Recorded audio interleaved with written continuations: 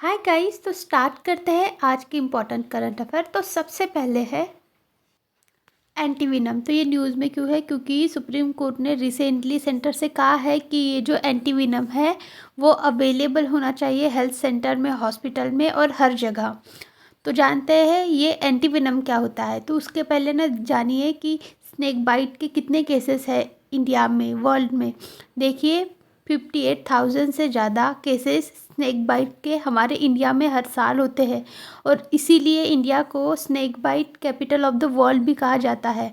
तो इसे ही ट्रीट करने के लिए, इसे सुधारने के लिए एंटीविनम दिया जाता है और उसे ही एंटीविनीज भी कहा जाता है, जो कि एक लाइफ सेविंग मेडिसिन है और यूज़ होता है स्नेक बाइट को ट्रीट करने के लिए।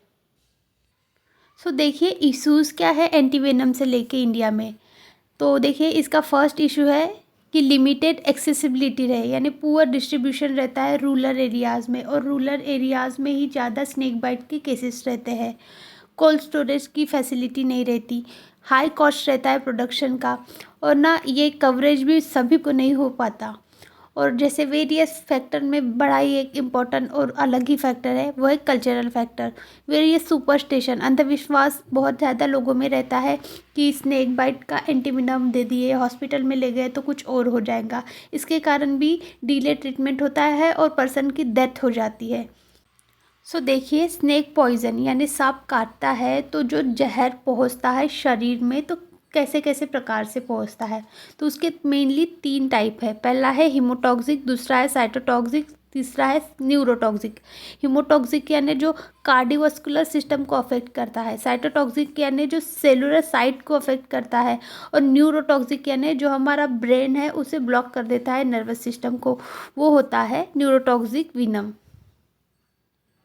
नेक्स्ट है हमारा रत्नागिरी बुद्धिस्ट साइट। तो ये न्यूज़ में क्यों है? क्योंकि आर्कियोलॉजिकल सर्वे ऑफ इंडिया ने डिस्कवर किया है ये बुद्धिस्ट रिमेन कहाँ, रत्नागिरी साइट, जजपुर डिस्ट्रिक्ट, ओडिशा में। तो देखिए ये रत्नागिरी ओडिशा की है, महाराष्ट्र की नहीं है। तो इसकी लोकेशन ओडिशा है और ये फेमस एक पार्ट भी है डायमंड ट्रायंगल का, जिसमें आता है उदयगिरी, ललितगिरी और रत्नागिरी, और इसीलिए ना इसे बोलते हैं हिल्स ऑफ जेवल्स। सो देखिए ये जो रत्नागिरी बुद्धिस्ट साइट है ना, ये महायाना और तंत्रयाना, जिसे ही वज्रयान बुद्धिज़्म कहते हैं, उसका सेंटर भी था। और ना कुछ स्टडी शो भी करते हैं कि जो चाइनीज़ बुद्धिस्ट मॉन्क थे हुंगसांग, इन्होंने भी विजिट किए थे उड़ीसा में ड्यूरिंग 638 टू 639 एडीज़ में। नेक्स्ट है हमारा डायमंड इम्प्रेस्ड ऑथराइजेशन स्कीम। तो ये न्यूज़ में क्यों है? क्योंकि रिसेंटली मिनिस्ट्री ऑफ कॉमर्स ने इसे लॉन्च किया है। तो देखिए मिनिस्ट्री ऑफ कॉमर्स ने लॉन्च किया है और इस स्कीम का एम क्या है? इस स्कीम का ये है कि इंडिया का एक्सपोर्ट बढ़ाना डायमंड इंडस्ट्रीज़ में, और उससे ही क्या, जो ग्लोबल इंडस्ट्री है डायमंड की, वहाँ कॉम्पिटिटिवनेस बराबर होंगी, इन्हांस होंगी। नेक्स्ट है हमारा वैगाई रिवर। तो ये न्यूज़ में क्यों है? क्योंकि मद्रास हाई कोर्ट ने बोला है लोकल बॉडीज़ को कि वैगाई रिवर का पॉल्यूशन ज़्यादा बढ़ गया है, तो इसे अच्छा करने के लिए कुछ प्लान लाइए और टाइमली पॉल्यूशन को प्रिवेंट भी करिए। तो जानते हैं वैगाई रिवर के बारे में। देखिए ये तमिलनाडु में बहती है, इंटायरली तमिलनाडु पर बहती है, और ये ओरिजिनेट कहाँ से हुई है? वसुंधरू और मेघामलाई हिल्स, वेस्टर्न घाट से। और ये ड्रेन कहाँ होती है, यानी इसका माउथ किस तरफ रहता है, खाली कहाँ हो जाती है ये रिवर? ये होती है park straight near the Pamban bridge, जो कि रामनाथपुरम डिस्ट्रिक्ट तमिलनाडु में है। सो देखिए ये है वैगाई रिवर, इंटायरली इन तमिलनाडु। ये यहाँ खाली होती है, ड्रेन होती है पार्क स्ट्रेट में।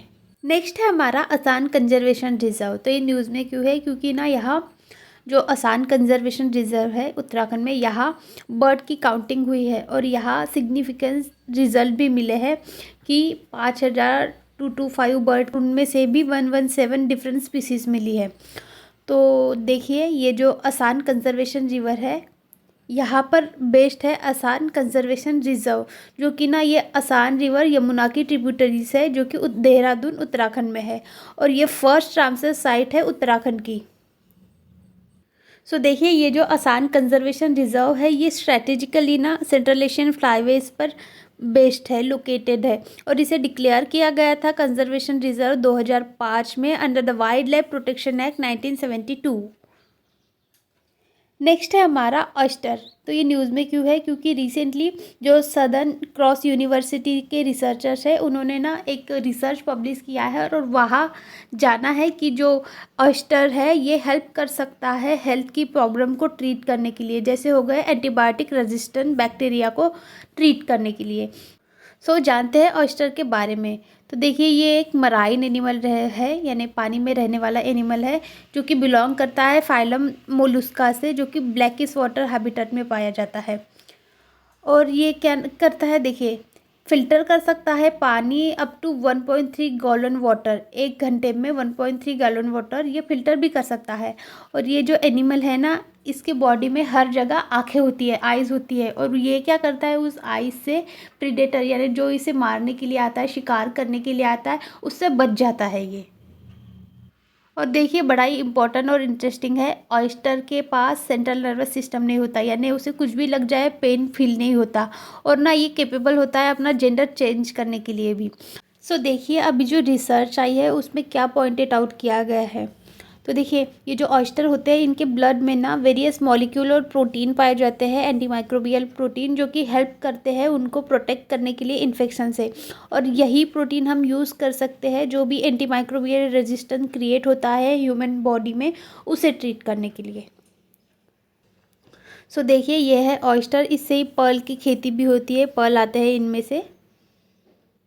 That's it guys, thank you so much for watching. Video अच्छा लगा होगा तो please like share subscribe and follow for more.